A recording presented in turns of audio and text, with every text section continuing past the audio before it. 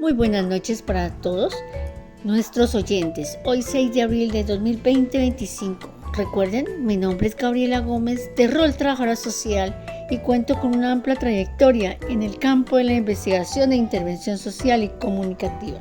Y esto es Escuchando y Educando. Bueno, les contamos que tenemos un tema muy interesante el día de hoy.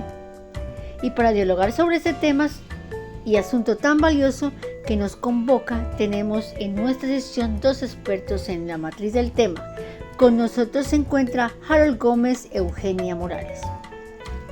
Oigan, les cuento que don Harold es docente universitario, cuenta con bastante trayectoria en la investigación en el sector educativo superior y se ha dedicado en verdad a ejercer y el quehacer como docente, con una praxis libertadora. Por otra parte, nos encontramos con la docente e investigadora Eugenia.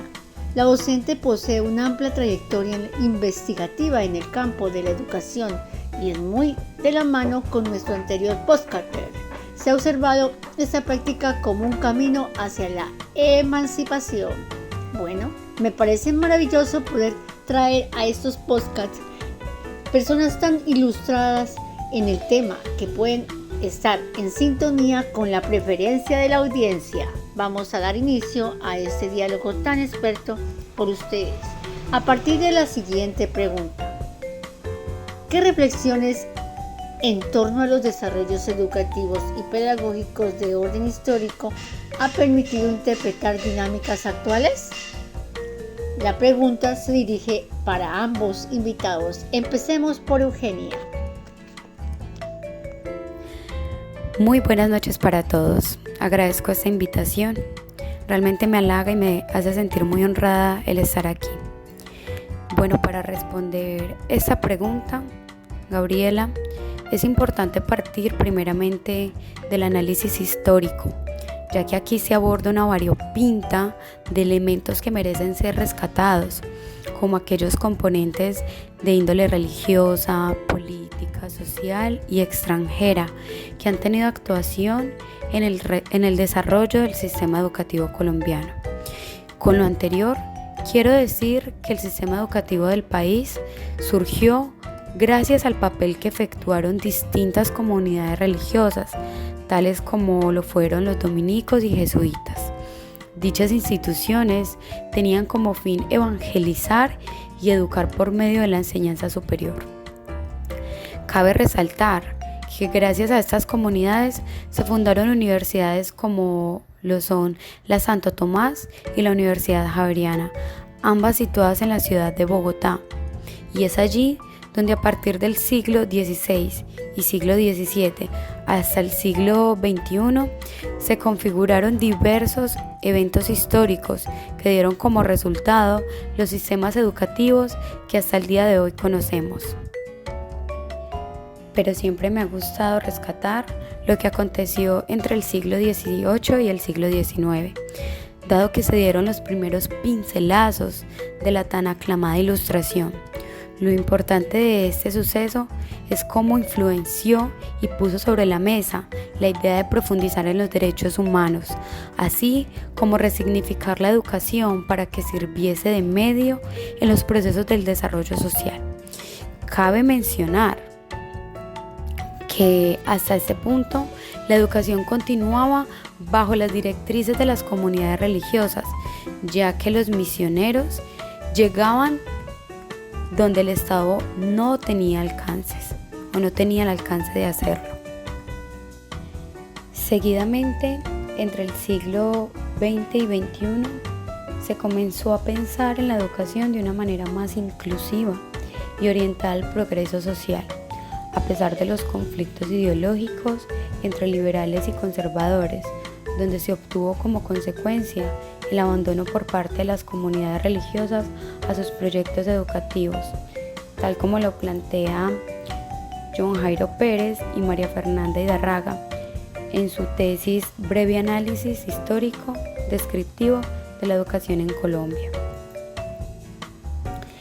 En últimas, se debe entender el proceso educativo nacional como el resultado de la unión de diversos procesos religiosos, políticos, externos incluso, y que desde luego históricos, para que hoy en día podamos comprender, tal y como se nos presenta la educación, que está apuntando en la actualidad a la sostenibilidad y a los procesos críticos reflexivos, que no conserva otro sentido más que la mismísima emancipación.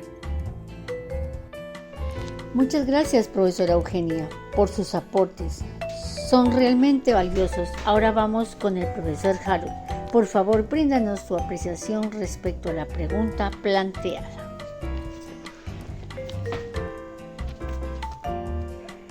Y para ello repetimos la pregunta. ¿Qué reflexiones en torno a los desarrollos educativos y pedagógicos de orden histórico han permitido interpelar dinámicas actuales? Le cedo la palabra al docente Harold. Muy buenas noches, mi nombre es Harold Gómez. Me gustaría empezar diciendo que la instrucción pública inicia con la educación elemental o primaria, pero esta función está a cargo en ese entonces de los municipios, y estos eran los encargados del mantenimiento de escuelas y nombramientos de maestros. Inicialmente se trata de implementar una enseñanza mutua que se plasmaba en el país de Inglaterra y que implicaba enseñar a muchos estudiantes en una misma aula utilizando monitores. Quizás se podría resaltar en este sistema la inclusión de cátedras como la educación cívica, el catecismo político, símbolos y fiestas nacionales. Surgen entonces importantes aportes como la educación primaria gratuita y obligatoria, centrada en un ministerio de la educación.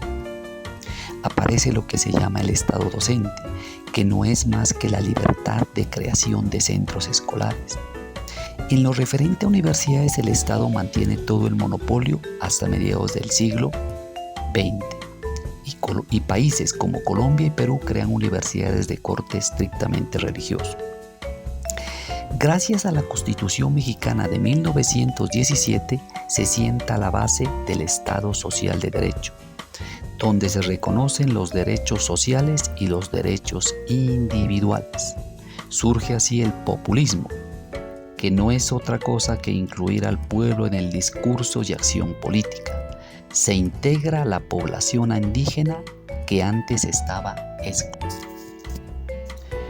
Surgen entonces los movimientos docentes y estudiantiles, debido al aumento de docentes y población estudiantil, donde se exigen mejoras laborales y se llega a legislar sobre el escalafón docente. Lucha por las reformas sociales y políticas y la autonomía de las universidades. Los avances de la psicología experimental y la medicina del siglo XIX repercuten en el siglo XX y surgen temas como la higiene, la moral entendida como la lucha contra el alcohol y otros vicios, la pobreza y la salud pública. Empieza entonces un aumento en la tasa de escolarización en todos los niveles, la diversificación de la enseñanza secundaria. Las reformas sociales llevadas a cabo en Cuba, Chile y Nicaragua permiten impulsar la educación técnica y politécnica. Finalmente, la crisis y el desarrollo político de la década de los 80 hace que disminuyan los aportes por persona per cápita en todos los países latinoamericanos como consecuencia del endeudamiento con el Fondo Monetario Internacional y el Banco Mundial. Muy importante todo lo que han mencionado durante este podcast. Y no es para menos comprender que durante todo el recorrido histórico y reflexivo que ustedes han realizado, se muestra la urgencia por apelar las teorías críticas que no buscan nada menos que el individuo sean un fin en sí mismo, no un medio por el cual se instrumentaliza a través de la educación tecnicista. Una especie de razón instrumental que hace que el individuo algo manipulable tal como lo plantea. Dentro de sus principales propósitos está la liberación del sujeto del marco clásico del saber provenientes de las ciencias empíricas o naturales, razón por la cual suele identificarse como escuela o teoría crítica. Bueno, de la página 22. De allí la necesidad de que surja una educación crítica y libertadora que le permita a todos los individuos la posibilidad de autodesarrollarse en todas las esferas sociales.